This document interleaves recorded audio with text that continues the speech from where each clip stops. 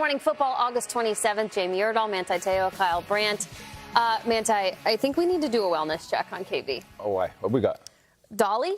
What's the matter? Oh, yes. The Pro Bowl games. Yes. And then the basis for our second question of Throwdown Thursday, Kyle. Tim Curry. Like, are you good? I'm so sorry. Not really. If he's not great actor, character actor, Tim Curry going back 50 years, passes away yesterday, the same day we're talking about Dolly Parton. Both 80 years old, both beloved in their own different ways.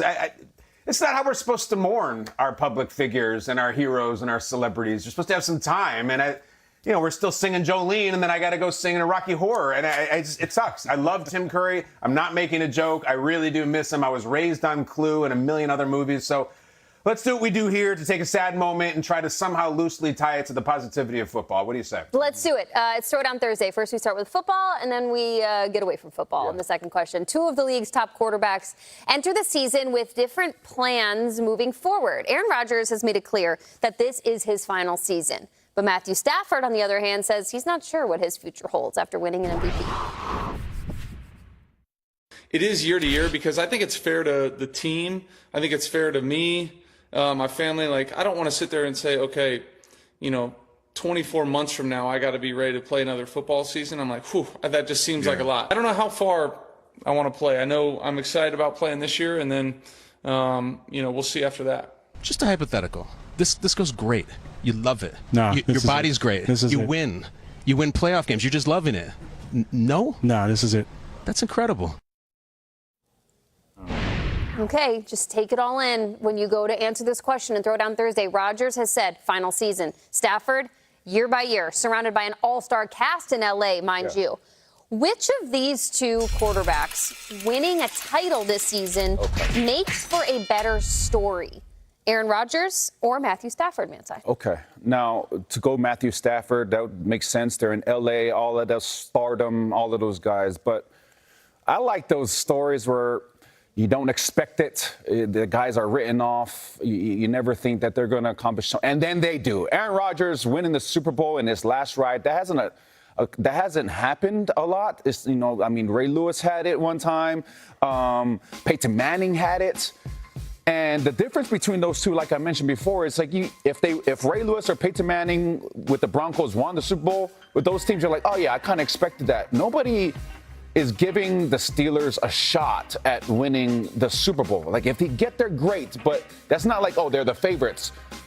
I would love to see Aaron Rodgers in his last ride win one. I think that's how I want him to go out. I mean, as one of the last of a dying breed of quarterbacks, the quarterbacks that I grew up with, I would love to see him go out on top, and especially knowing that nobody's expecting it, KB, there's no greater story than that one. Aaron Rodgers and the Pittsburgh Steelers with Mike McCarthy, his head coach for 13-plus years over there in Green Bay, winning a Super Bowl. Yeah. Well, let me make the case for Stafford. Stafford wins a second Super Bowl, a slam dunk Hall of Famer. He'll be in. The story for Stafford would be the story of the super team, and that he and McVay and Garrett and likely Donald and Puka and Devontae and it actually worked, because the super teams usually don't work, whether it's super teams that we crown in the preseason or super teams we didn't realize in the preseason that become super teams in the middle of the season, like the 07 Patriots, who were 18-0 and lost in the Super Bowl. It usually doesn't work. And if this team were going to wire to wire and win the Super Bowl in their own stadium in Los Angeles, maybe Stafford retires, and Ty Simpson, it's your show. I don't know. McVay would be crowned as the best coach. Stafford, probably a first ballot Hall of Famer. That's a great story. But I mean, it's the Rodgers story, because it's the improbability. Everything Manti is saying. There's not a single person. I think you'd have to start pretty hard through the Steelers to say we're going to win the Super Bowl this year.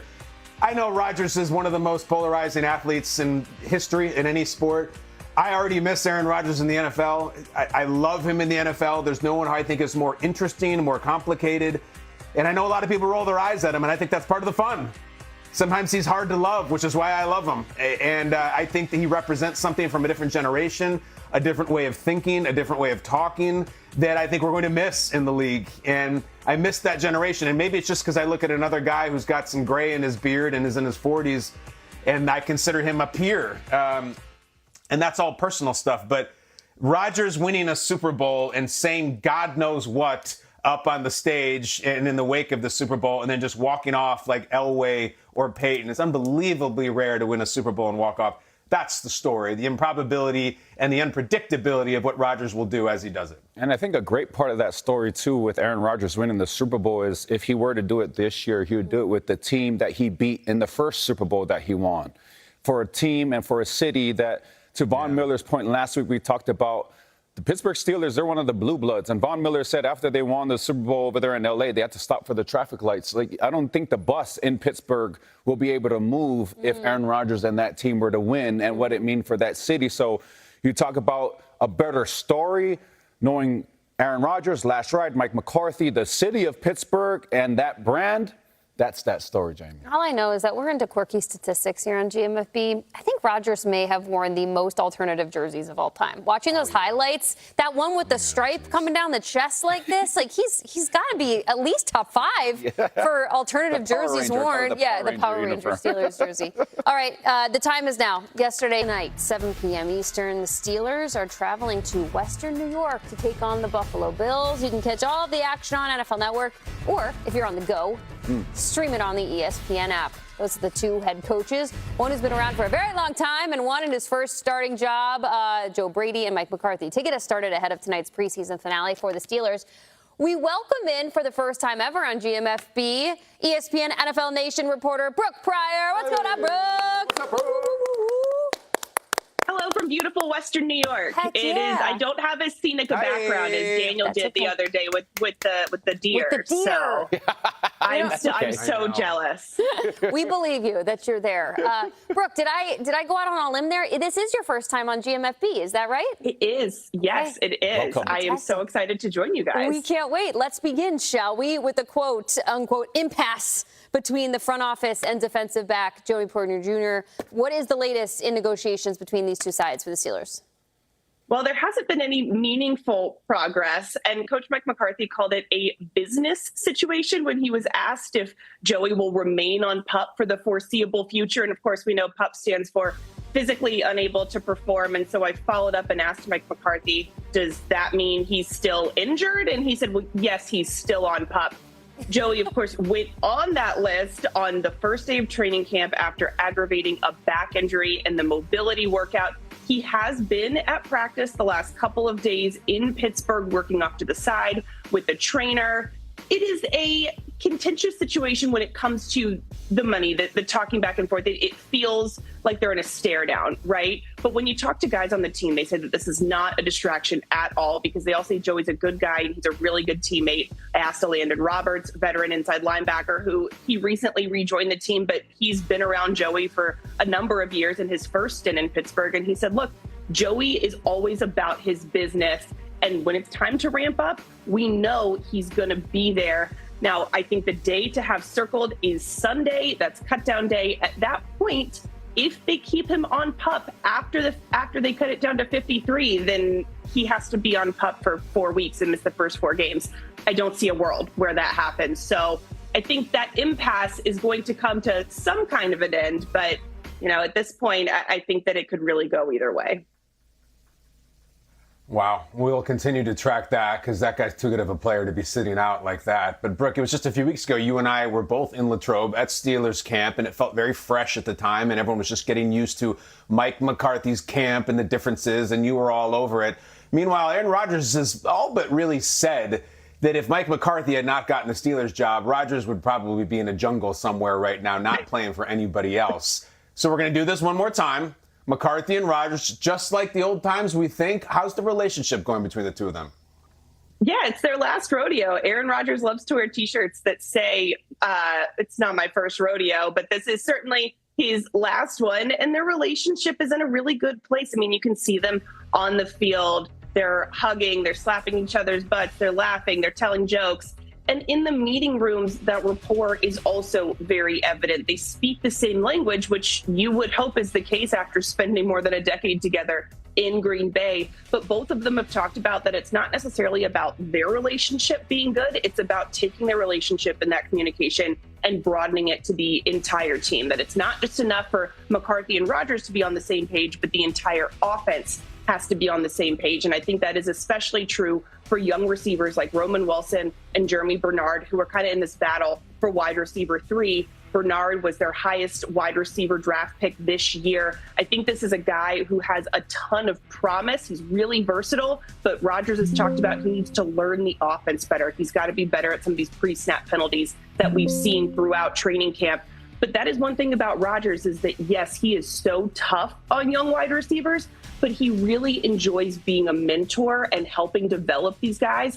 Not just wide receivers, but also the young quarterbacks. I mean, Rodgers hasn't played in the preseason. I don't expect to see him tonight, but he's very engaged on the sideline. He says that he's always there with like a quick joke on the headset to try to, bring some levity to a situation. He's like, look, it's just the preseason. But he's also there to talk to Will Howard and Drew Aller, especially after, Will Howard threw a pick in the last preseason game. And Rodgers has been right there to kind of help walk him through it. So he's really embraced this, hey, this is my last time, but I want to leave the Steelers at a better place than I found them with these 2 young quarterbacks. Well, you just said it, Brooke. We've seen a lot of the rookie Drew Aller and the second-year quarterback Will Howard this offseason and during the preseason. And, especially Drew, he's played really good football. How does McCarthy and the front office plan to use the 2 of them tonight? And what could their roles look like heading into the regular season? Yeah, well, Mike McCarthy, it's never too early to play mind games, and he was not going to give us any kind of heads up about the exact playing time for these guys tonight when we talked with him on Tuesday. But he did say that this game is going to focus on the young guys. Last week, we saw Will Howard start and then Drew Aller come in. It would not surprise me to see Drew Aller start and then Will Howard come in. And, Mike McCarthy has never had 4 quarterbacks on his week 1 53-man roster, but I really think that could change this year. And in fact, we asked him if it could maybe hinder the development of those younger guys to have 4 quarterbacks on the regular season roster because there's only so many practice reps to go around. And Mike McCarthy was like, no, not at all. And he pointed out, good news is in the regular season, there are no time constraints for practice. So maybe a good news, bad news situation. He was like, I can have him before practice. I can have him after practice. That quarterback school is really going to ramp up. So they were kind of in like a limited summer school before, but now they're going to have, early morning meetings. They're going to have regular school, and they're going to have after school programs. It's going to be just a whole type of learning environment for those guys, which is important, I think, especially knowing Aaron Rodgers is not coming back. They have got to find the quarterback of the future. And if it's either Will Howard or Drew Aller, they need to work with them and develop them as much as possible. And the other reason to have 4 quarterbacks on this roster is that there is a pretty significant gap between Mason Rudolph and Will Howard and Drew Aller. And when you have a 42-year-old quarterback as your starter, you want to have an insurance policy that is a really good one, just in case something happens. Last year, Aaron Rodgers fractured that bone in his wrist, kind of a freak injury. But in that situation, I don't know that you would want to have either Will Howard or Drew Aller coming in as they are right now. So I think that Mason Rudolph, nobody improved his stock more in the preseason than Mason Rudolph. Yeah, I mean, he's got his PhD for 22 years at this university, and you got to take the job next year and have an entire slate of classes to teach. You got to get as much time in with this guy as you can if you're one of these young quarterbacks. Brooke Pryor, excellent information. Thank you so much for coming on.